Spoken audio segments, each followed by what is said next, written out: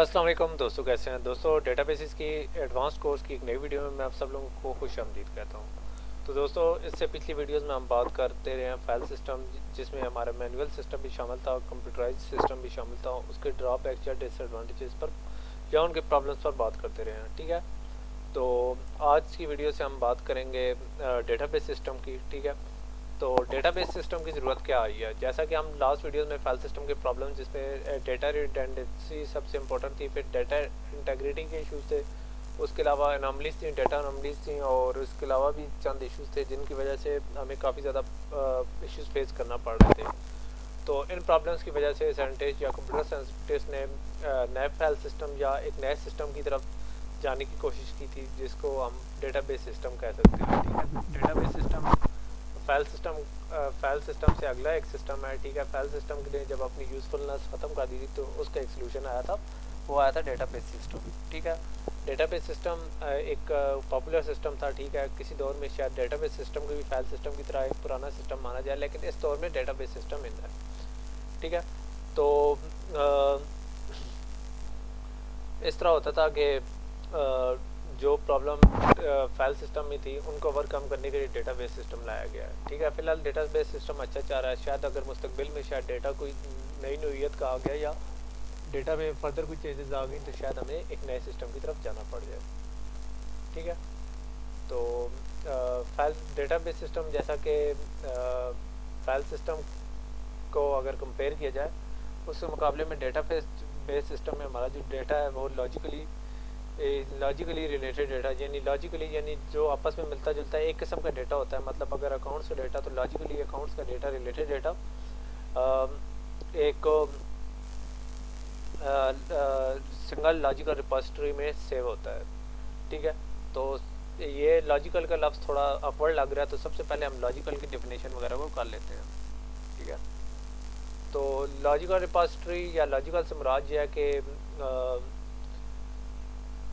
इस तरह होता है कि टोटल एक टेबल होता है या एक किस्म की एक रिपोजिटरी या एक पूरा यूनिट होता है। ठीक है, डेटा रिपोजिटरी होता है। ऐसा हमें लगता है कि जैसे एक सिंगल यूनिट के अंदर हमारा डेटा स्टोर हो रहा होता है, लेकिन एक्चुअली इस तरह होता है कि जो हमारा सिस्टम है अंडरलाइंग इस तरह हो रहा होता है कि डिफरेंट लोकेशनों पर स्टोर हो रहा होता है, या डिफरेंट मल्टीपल स्टोरेजेस लोकेशन पर स्टोर हो रहा होता है, लेकिन हमें शो इस तरह हो रहा होता है कि हमारा डेटा सिर्फ एक जगह पर स्टोर है। ये इसकी मिसाल ऐसे है जैसे हमारे कंप्यूटर का कोई प्रोग्राम रन रहा हो रहा है, उसकी एक इंटरफेस आ रही है।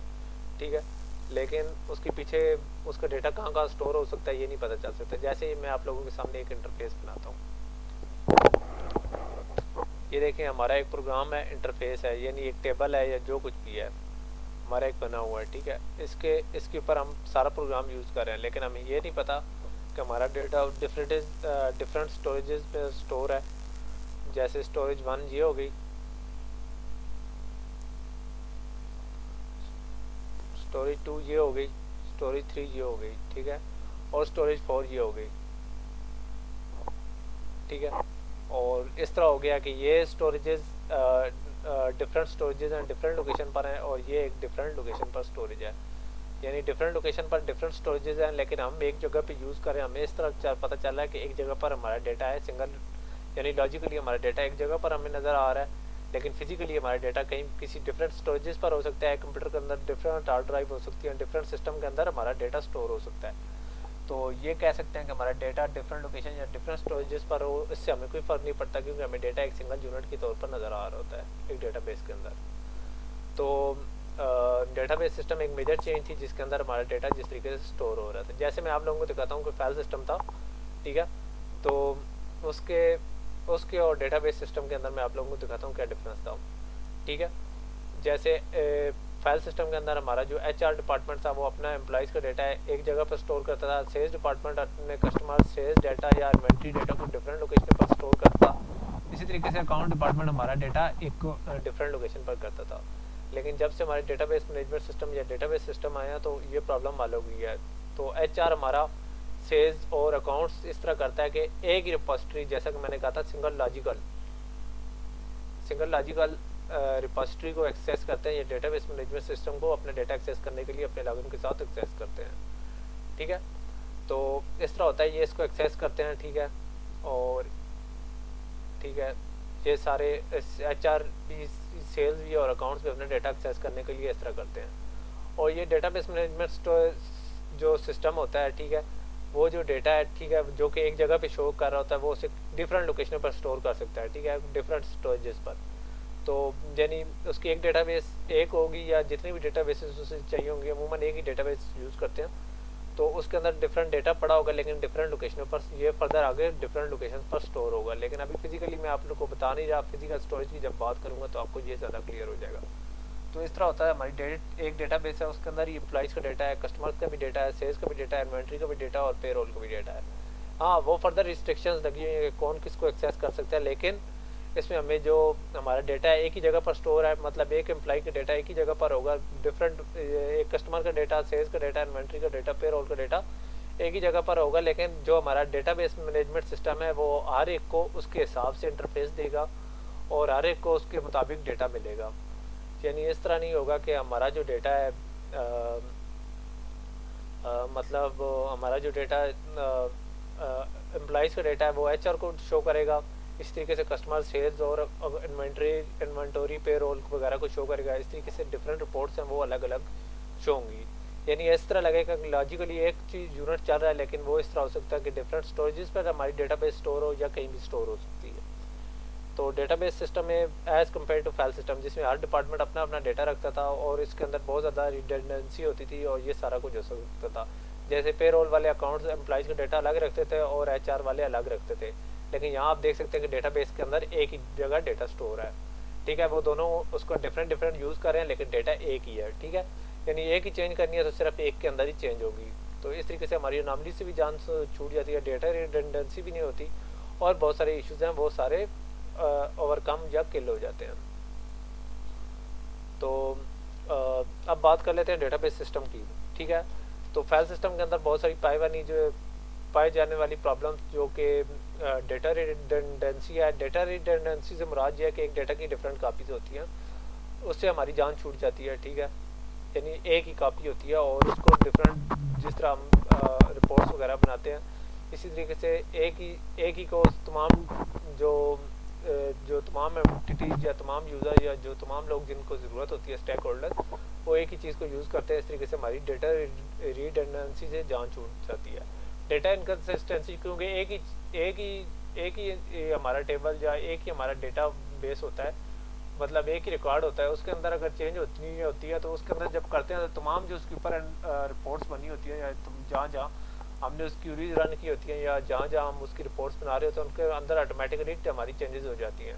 तो इस तरीके से हमारा डेटा एक्यूरेट भी होता है और उसके अंदर वेरीफाई भी हो सकता है। उसके अलावा डेटा अनॉमलीज नहीं होती क्योंकि एक ही रिकॉर्ड होता है और इसके अंदर हर एक के अलग अलग टेबल होते हैं, ठीक है। डेटाबेस एक हो सकती है लेकिन रिकॉर्ड अलग हो सकते हैं। एम्प्लॉइज़ का रिकॉर्ड, ये टेबल अलग, कस्टमर का अलग, सेल्स का अलग, इन्वेंटरी का अलग, पेरोल का अलग हो सकता है। तो इस तरीके से ये एक दूसरे का, अगर हम एम्प्लॉय का डेटा रिमूव करेंगे तो उसके साथ कस्टमर का नहीं होगा। जिस तरीके से आप लोगों ने देखा था डेटा अनॉमली के अंदर स्टूडेंट का रिमूव करते थे तो फैकल्टी का भी रिमूव हो जाता था, तो ऐसा कोई इशू नहीं होता, इस तरह के प्रॉब्लम भी नहीं होते।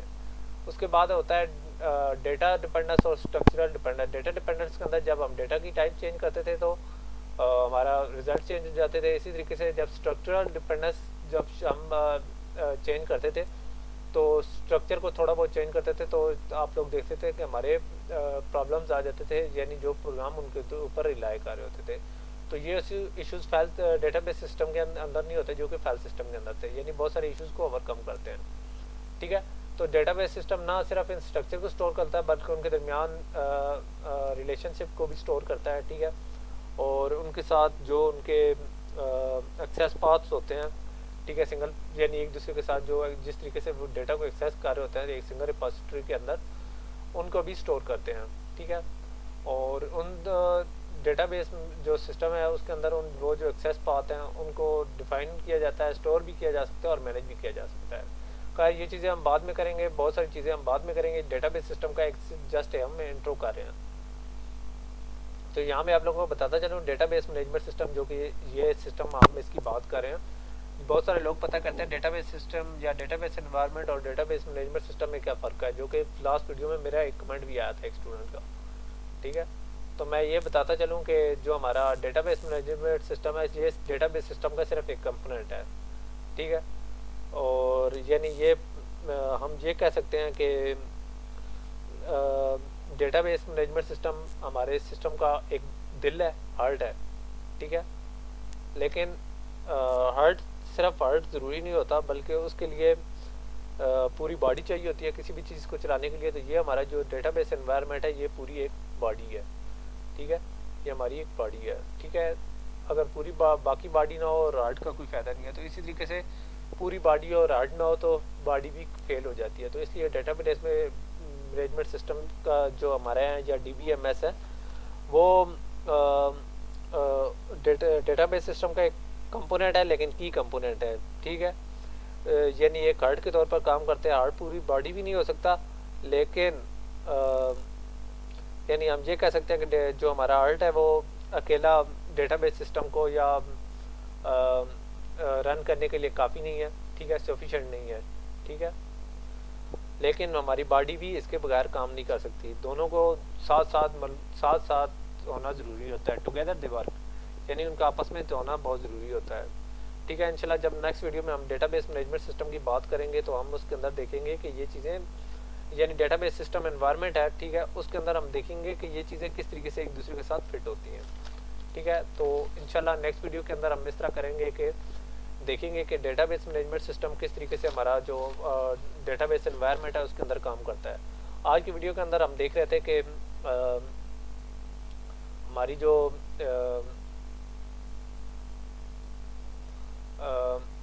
डेटाबेस सिस्टम है, ठीक है, और हमारे जो फाइल सिस्टम है उनके दरमियान कौन सा डिफरेंस है। तो इसके अंदर आप लोगों ने देखा है कि बहुत सारी प्रॉब्लम जो फाइल सिस्टम के अंदर मौजूद थी डेटाबेस मैनेजमेंट सिस्टम के अंदर, वो सारी रेडिकेट कर दिया है। एक किस्म का डेटा एक किस्म का डेटा एक जगह पर स्टोर होता है, जैसे एम्प्लॉइज़ के टेबल के अंदर एम्प्लॉइज़ का डेटा स्टोर होगा, कस्टमर के अंदर कस्टमर का होगा, और उसी के ऊपर हम ऑपरेशन करेंगे। हमें डिफरेंट कॉपीज़ नहीं बनानी पड़ती हैं, उसके अलावा हमें उसके अंदर अनोमलीज नहीं फेस करनी पड़ती। उसके अलावा डेटा हमारा चूँकि एक ही जगह पर होता है, उसी एक जगह पर चेंज करें सब जगह पर चेंज हो जाती है, तो हम कह सकते हैं कि उसके अंदर इनकन्सिस्टेंसी नहीं आ सकती, डेटा डिपेंडेंस और स्ट्रक्चरल डिपेंडेंस का इश्यूज़ नहीं आते। उसके अलावा हमारे सेल्स का डेटा है, ये सारे डेटा कर हमें कोई प्रॉब्लम नहीं फेस करनी पड़ती, ठीक है। तो यहाँ मैं आप लोगों को जैसा कि मैंने कहा था डेटाबेस मैनेजमेंट सिस्टम हमारे जो डेटाबेस का की कंपोनेंट होता है, ठीक है। तो इसके अंदर आप लोगों ने देख लिया है कि डेटाबेसेस जो हमारी हैं वो किस तरीके से हमारे फाइल सिस्टम से बेहतर हैं। जैसे कि फाइल सिस्टम के अंदर आप देख सकते थे कि HR ने एम्प्लॉइज़ का डेटा अलग रखा होता है, अकाउंट्स ने अलग रखा होता है, इस तरीके से सेल्स डिपार्टमेंट ने कस्टमर का डेटा, सेल्स का डेटा, इन्वेंटरी का डेटा, और उसके अलावा एम्प्लॉइज़ का डेटा यहाँ भी हो सकता है फर्दर। तो ये हम कह सकते हैं कि इसके अंदर बहुत ज़्यादा रिडंडेंसी थी।